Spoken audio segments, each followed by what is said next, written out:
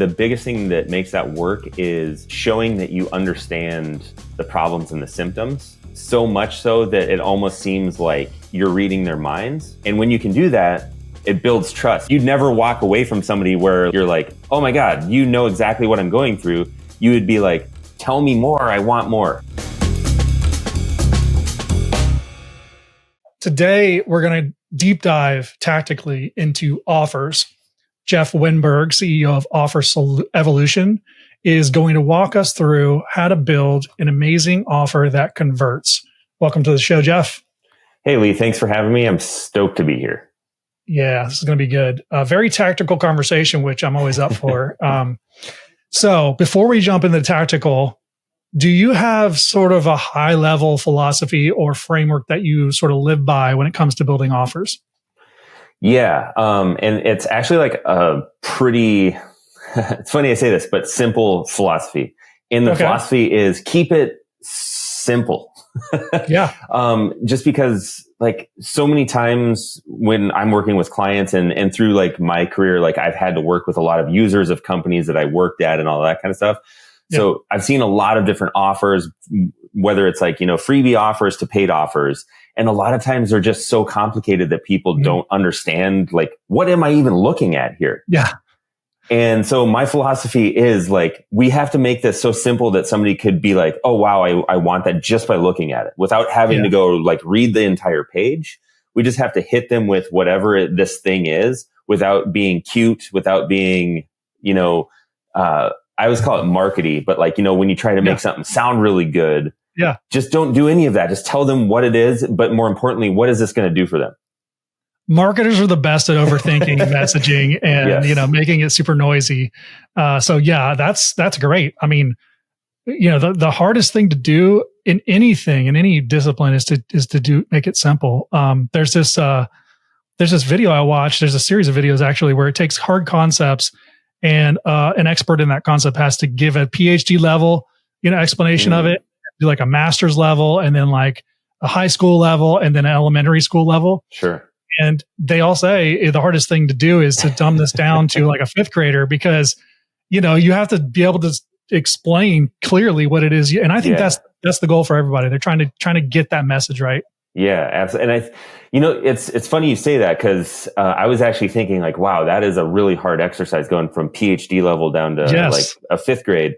Yeah. But even I would say, the Pareto principle of like 80-20, even if you just got it down to like whatever, I forgot what your second or third level was. Yeah, say high school. Yeah, high school. Like, even if you just got it that far, it probably would be head and toes above, what most people are at. So I love that experience of like, wow, PhD, how do you bachelor's, all that kind of stuff. Yeah, because as you're gaining knowledge, you're adding complexity to what you know. So being able to go, strip that back is a very difficult thing to do. And another thing that I recall reading not too long ago is about really writing for the high school level, because you have a cross section of consumers out there and in the professional world and the non-professional world that really, when it comes down to it, everyone can process at a high school level.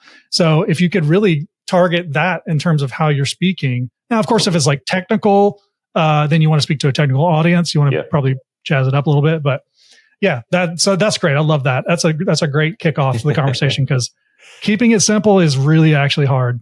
Yeah. It's one of those, like, it shouldn't be that hard, but like you mentioned, or like you hit it. It's just like you acquire so much knowledge that you become so much farther advanced than the people you're usually helping that it's like, what do you mean they don't understand this? That's right. And it's like, you have to remember, put yourself in the place that they're at, of the people that you're trying to help. Like, you have to go meet them there and remember like what they're talking about and like what is going through their heads, and just join in that conversation versus trying to change the conversation altogether. Right. So, if we get into this conversation about building offers, in our pre-call, this bridge right into what we were just talking about, we were talking about, it's not necessarily the offer that needs work as much as it is the messaging. Explain what you mean by that. Yeah. And this is just my experience, like with my own stuff and with like all of the clients that I worked with over the past 15 years is a lot of times these people are really good at what they do and they get great transformations for people. So they put together all of that experience into whether it's a service offering or like a program or something like that. And it works great. It gets results. So 99% of the time I end up spending the majority of my time not even on the actual deliverables of that thing that they're doing, because that's already good. They know what they're doing. They just are really bad at talking about that. Okay. and talking about it in a way that builds demand for it. So that's usually where we spend the bulk of our time is like, okay, like let's look at it, just make sure it looks good. Cool. That looks great. Now, how are we going to talk about this? So again, we're at that like high school level. So somebody could see it and be like, oh my gosh, that's like exactly what I've been looking for. So clarifying the message, making it cleaner and more clear for the audience. Totally. So how to break that down? Like how does that work when you're working on an offer? I don't know. Maybe do you have an example of something that you've worked on like that you've had to clarify? Yeah. So a client of mine, he does like marketing automation and all of this kind of stuff, and super techie. And he's like super smart and amazing at what he does. Mm-hmm. And he's telling me all of this stuff. And I'm like, I don't think I know I personally wouldn't want that. And I don't know any of like my other like business colleagues that would want that. What they want is what that is going to do for them. And so let's lead with that. Like the marketing automation, what it's going to do is it's going to 10x your revenue and increase your conversion rates by 40%. Yeah. Okay, now you have my attention because that's actually something I'm interested in and something that I'm looking to improve. I'm not looking to learn marketing automation. And that's the message he was leading with is like, learn marketing automation and improve like your effectiveness and all that. And it was like, I don't want to learn marketing. I just want what it's going to do for me. And so literally we changed from that to the results that it provided. And he went from like almost closing down his business to like 3 months later, I think it was like 30K in sales. Wow. We didn't do anything to the offer. It was just like, just stop talking about the thing and talk about the results it gets. Yeah. So leading with the impact. Yeah. Sounds like. Yep. The impact that's going to be made from this transaction taking place. Yeah. And so like, sometimes it makes sense to lead with the impact, but like what we focused on was just like, who are we targeting first off? Mm-hmm. And it was like CEOs of SaaS organizations and SaaS companies like that. And so it was like, okay, well, what are those people like? What's keeping them up at night? And like, what are they like? Oh my gosh, like I have this huge problem I need to solve. And usually it's like revenue or leads, right? So, so it was like, okay. Or someone's a big problem and they're trying to exactly. So I was just like, dude, you got to stop talking about the technical stuff. They don't care about that, nor do they want, like, maybe somebody on their team might be interested in that, but like, we just have to join that conversation that they're already like spinning in their heads of like, how am I going to like make my numbers this month or this year? Or how am I going to, grow 20% year over year and keep that momentum? Boom. Let's add in what you do to that conversation and show them, hey, if you add these 4 automations, you can 10x your revenue. Stuff like that. And then all of a sudden they're just like paying attention because that's what they're already looking for. Yeah. So when you work with people, are you working mostly on offers that are in front of a cold market, like an offer on maybe like a Facebook ad or a Google search ad? Or are you working like in other parts of the funnel where it's more sales process? Yeah. So it's sometimes both. There's sort of like somehow the clients that I usually get they usually kind of follow the same path where they start out like just working off of warm network leads and referrals and stuff like that. So they start growing, they get clients, and it could be companies or, single people, whatever it might be. But like they start bringing these people in and they're like, wow, this is great. I'm going to like try and get more and like grow revenue. And so they, work the warm network more and more. But at a certain point, they start tapping that out. And so they start going out into colder audiences and where people don't know them as much. Mm-hmm. And that's where like all the trouble usually starts. And that's when they start, like, that's where I usually find them because they're like, why is this not working like it did? Like it used to work amazing.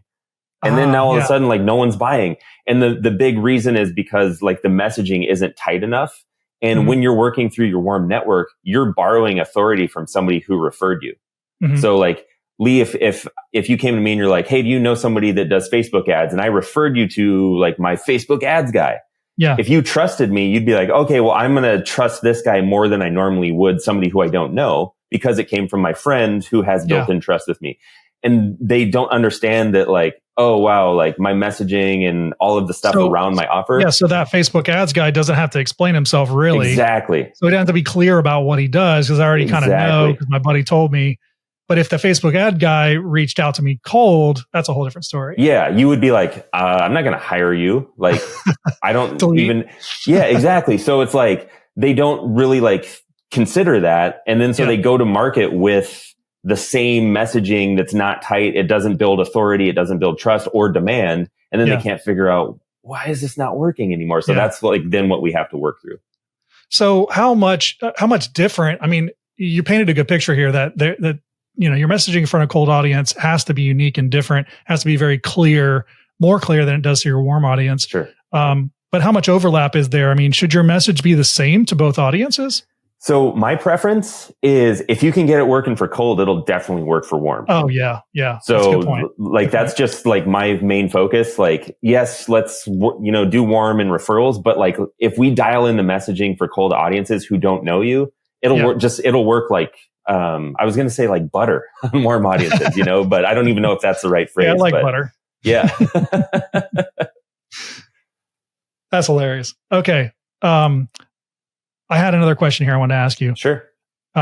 So when we look at the funnel, right? We talked about warm and cold, but how would your offer and messaging change if it were top of the funnel, you know, to a broader audience maybe, versus bottom of the funnel where you're really asking them to buy? Yeah. So there's kind of a process that I usually like to think of when I'm thinking of like a funnel, so to speak. And each step that you move somebody through, like they need an enrollment story. And essentially what an enrollment story is, it enrolls them in the next step. And so like if you're top of funnel, let's not try and create an enrollment story that sells your product. Let's just create an enrollment story that moves them to the next step you want them to take. And typically that's like at a very high level, like 4 steps. So there's maybe like a piece of content or an ad that pushes people to like something free, whether that's a lead magnet of like a 1-pager, a webinar, whatever it might be. That's all I'm going to do up there is create a story that gets them to want to attend that thing or get the thing I'm giving away. Now I've got them in my system. Now the enrollment story would be to probably get on a sales call. So that's where everything then changes from like, hey, get the thing to get the sales call. And at each step, I'm continuously like showing that I understand what they're going through and the conversations they're already having and the problems they're experiencing and the symptoms that those problems are, you know, manifesting as. I'm continuously showing all of that. So they start to trust me and be like, wow, this guy really knows what he's talking about. And then once they're on the sales call, the enrollment story is then to buy a product or a service or whatever it is you're selling. And then after they buy, the enrollment story is just typically like your onboarding. Like making sure that they feel great about that purchase and continuing to show that like, I know what's going on. I'm here to help and I'm going to get you fast results. So does that answer it? How it kind of changes throughout the funnel? That's a great way that's sort of a great framework because it feels very soft gloves. Like it feels like you're not forcing someone to do something. Totally. As you enroll somebody into something, it's sort of their decision to move forward and you're just facilitating that process. Correct. Yep. Absolutely. And I think the biggest thing that makes that work is just like I had mentioned already, but just showing that you understand the problems and the symptoms so much so that it almost seems like you're reading their minds.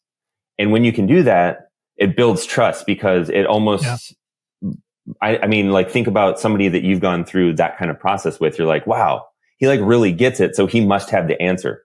Like I can tell he knows what he's talking about. Tell me what to do. You know, like you'd never walk away from somebody where like, you're like, oh my God, you know exactly what I'm going through.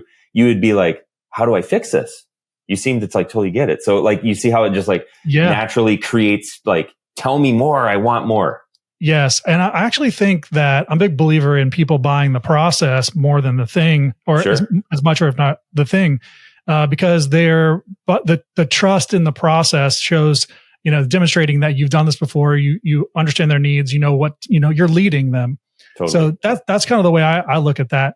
How do you think, as we kind of wrap up here, how do you think about customer feedback or I guess feedback in the testing of offers, one of various things? Sure. I know it has to be important. Yes, it's hugely important, and it informs like everything.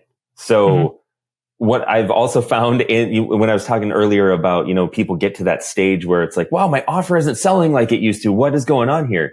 Nobody wants to talk to people to find out, why didn't you buy? Like, what was it? Like, what are you looking for? What problems are you experiencing? Like, they don't want to talk to people to get the gold that would then help them sell their product. Right. Because when you find that stuff, a lot of times what you'll find when you're talking to your ideal market is you'll start hearing the same type of thing. It may not be exactly the same, but it's like, patterns. Yes, there's a pattern and it's a theme, and it becomes like a point where you can almost like predict, oh, I bet they're going to say this next or something like this.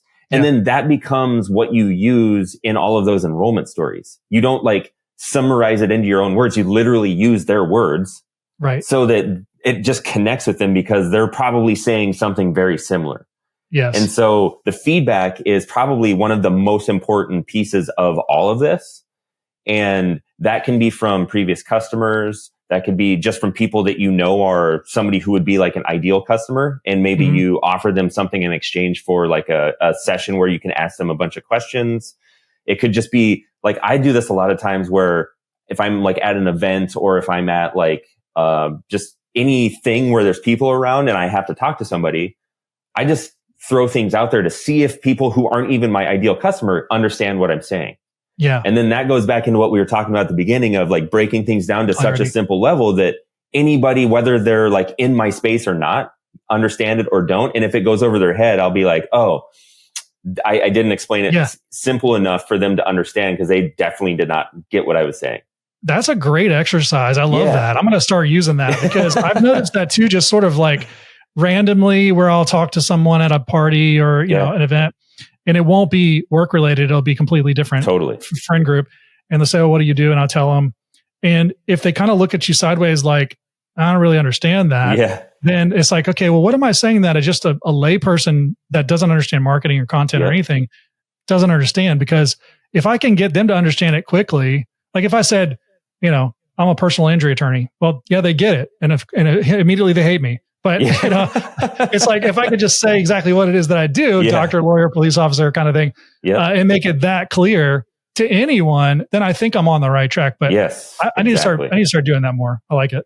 Yeah. And that's actually, something, because sometimes you just run out of people to talk to. Maybe you're not established or you're new to a market or something. And that's like a great way to still like move it forward and get that feedback. Because like, there's still value whether somebody's in your market or not. Yeah, true. Love it. Hey, this has been a great conversation. I love this topic of offers because we got to the nucleus of it, which is messaging. And as you can, you clarify your message, you're on the way. So thanks for that. Yeah, you got it. If people want to find you, where should they go? Where do we send them? Yeah. So I'm at jeffwenberg.com, spelled Wenberg. And I'm on Instagram mainly at I am Jeff Wenberg. Awesome. Cool. We'll send people your way. Yeah, this has been fun. Yes, it has.